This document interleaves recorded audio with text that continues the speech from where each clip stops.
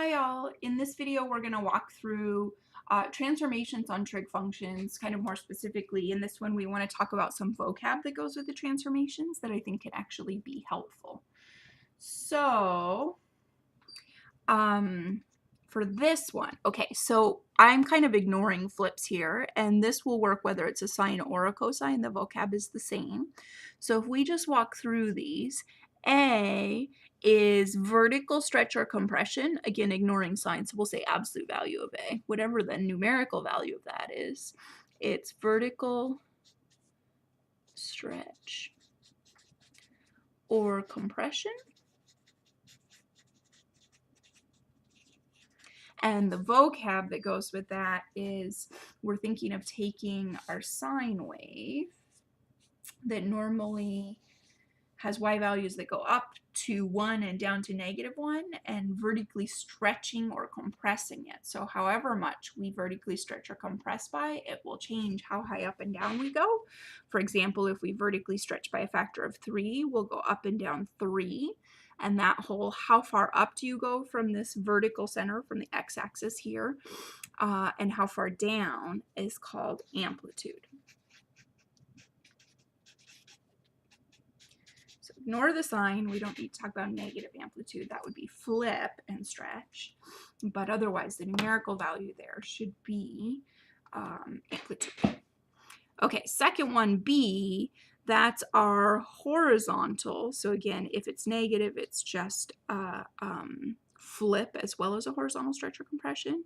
But that number determines horizontal stretch or compression. And this one will be the whole backwards thing. So it's going to be by 1 over whatever that number is. So if your B is 2, you're actually compressing by 1/2. If your B is 1/3, you're actually stretching by 1 over 1/3, which is 3. The vocab that goes with this, B doesn't directly equal period, but it helps us find our period. So basically, it's this whole reciprocal thing. Your period for a sine or cosine wave is typically 2 pi. If you are stretching or compressing by 1 over B, you're going to be multiplying your original period of 2 pi by 1 over P. So I would just say, we usually don't worry about the absolute value, but you can write it in if you want. We don't want negative period. Okay, so B is always going to be equal to 2 pi over your period. I'm starting with this in a funny order, which you can rearrange. You can multiply by your period, and this is normally the one I would start with. And your period is then equal to 2 pi over B. So multiply by period, divide by B, and you get this. So these are both true, and we use them both. But I think after what we just talked about, the intuitive one to start with would be this. You multiply your period by 1 over B, which means it ends up being 2 pi divided by B. Okay, so let's see what else we have in the mix here. We also have C, which is horizontal shift. So that's shift, left, or right. And the vocab that goes with that is phase shift. This one's not one of my favorites, but it is one you'll hear. So while we're doing them, we may as well. It does have that whole opposite thing. So if you have an x plus 2, I would say your phase shift is -2, or you can just write to the left 2.